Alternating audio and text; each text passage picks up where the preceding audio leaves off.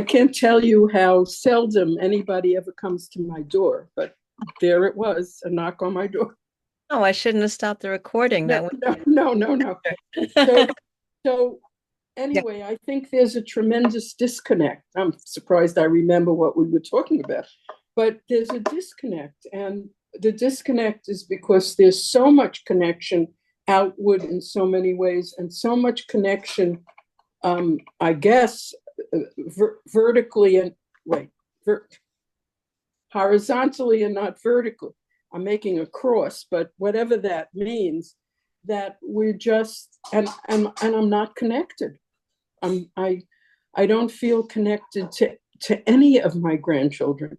I I went to New York on my last trip. Yes, it's my last trip to the East, and I had lunch with a granddaughter I hardly know and her parents in New York City, and it's like a whole different world. I wanted to hear about her, but she didn't hear anything about me.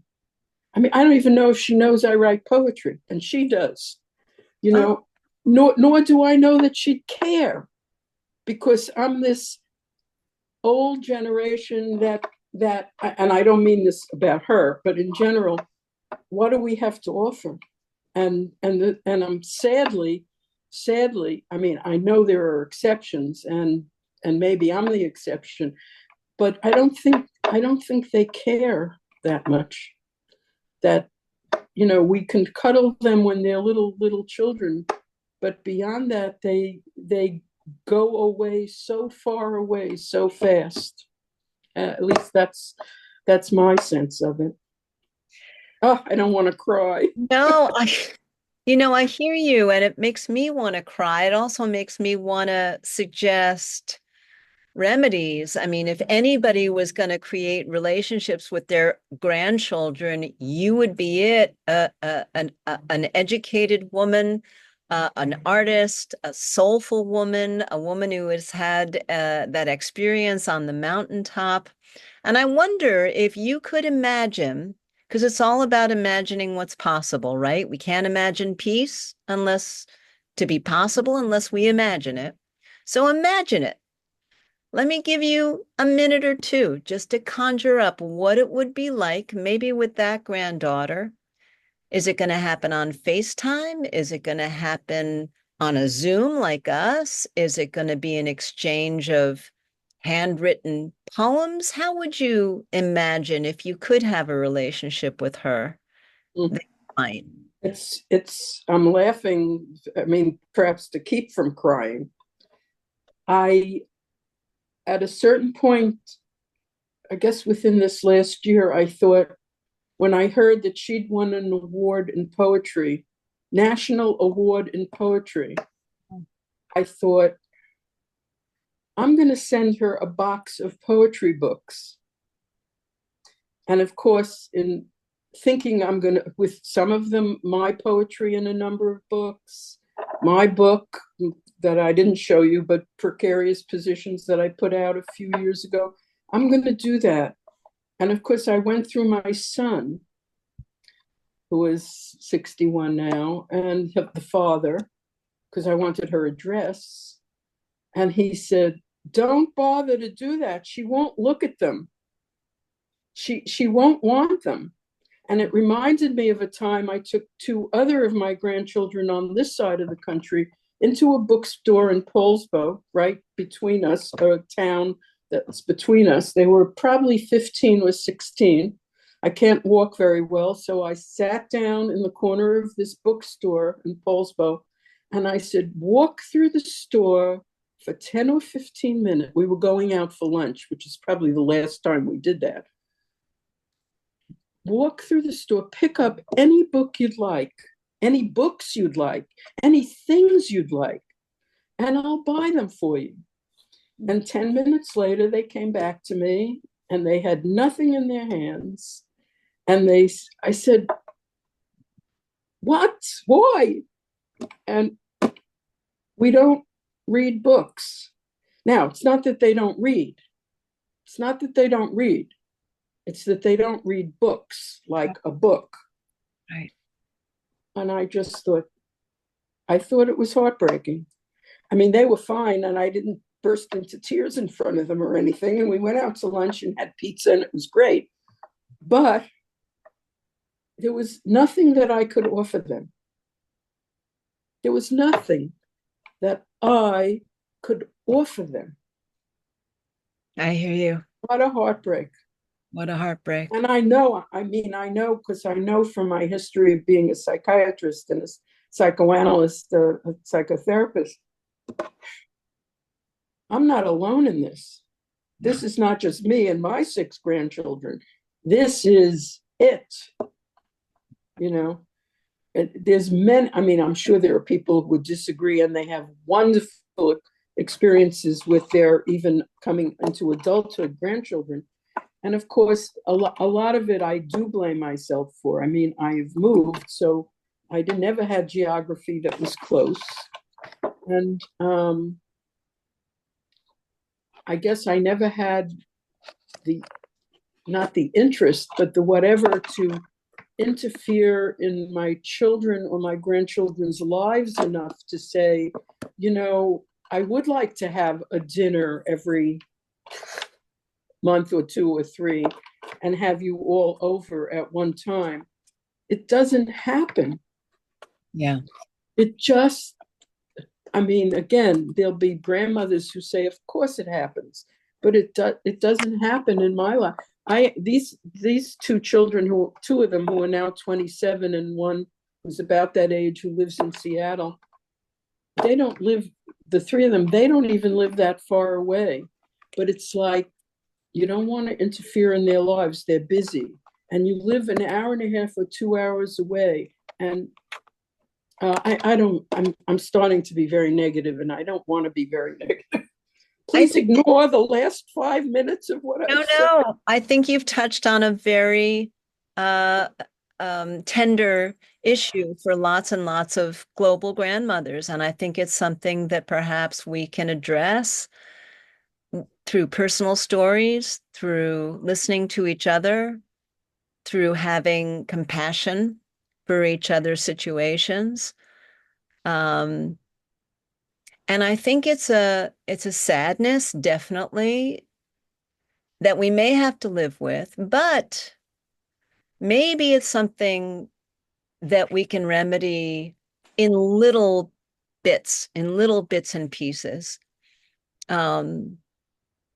And we are all very conscious of just how much we can each contribute, just how much we want to push. I get that so much. You don't want to get into their lives. They're busy. They don't want to be bothered. But if not now, when?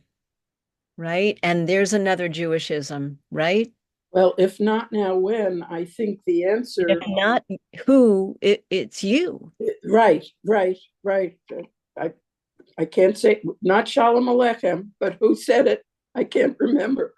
But I think that the only way it will happen, sadly, and I think this is a sadness, I think, I want to say if the world implodes, but it feels to me like when the world implodes more, and maybe we are down to small families living together in small villages, I think that may be the only way it will happen. Interesting.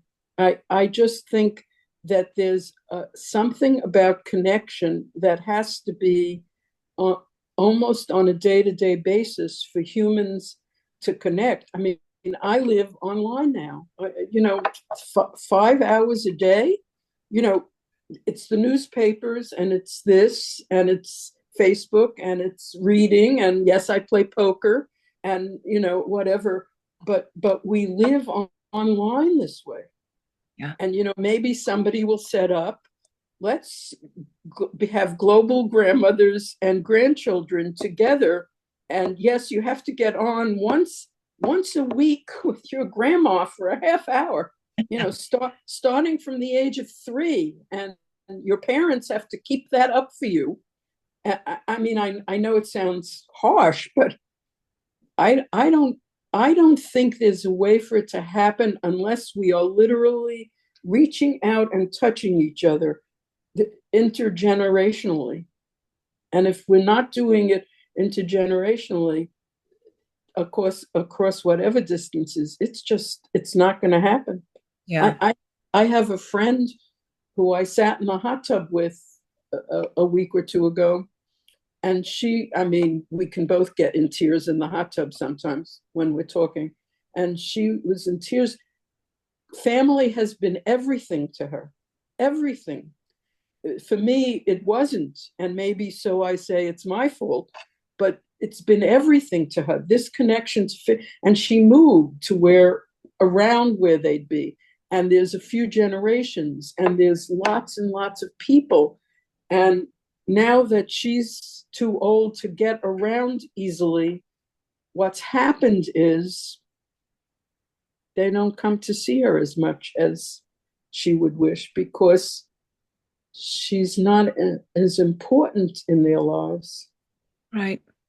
And so we get lost now in our oldest years from those who we were closest to. I know my son would come in a minute if I said, this is an emergency, get in the car and come here. I mean, I wouldn't even have to say that, he'd be here, but only in an emergency. Otherwise, he'll only come to swim to play pickleball. He won't come to chat with me in an afternoon. So I think we're also disconnected. We're just disconnected from each other in a lot of ways. Oh, that's a hard way. I don't want to end it on that I note. hear you. I hear you. And let's not end it on a sad note, although we've touched on very real issues, and I think these are issues that we will address in Global Grandmothers. How shall we say goodbye to each other this afternoon, Joan? This is only goodbye until next time, or I see you online or whatever, but Right. I see you. Well, I'll end with a question in a way. I would like to be more involved. I don't know how to do that. I don't know if it's by invitation or I mean, I can write something on Global Grandmothers and maybe I'll find the fruits and nuts business. I paid to be a fruit and a nut. My son said, this is a scam. I said, it's not a scam, but I don't know what it is. My son, the lawyer, this is a scam. Why did you give them money?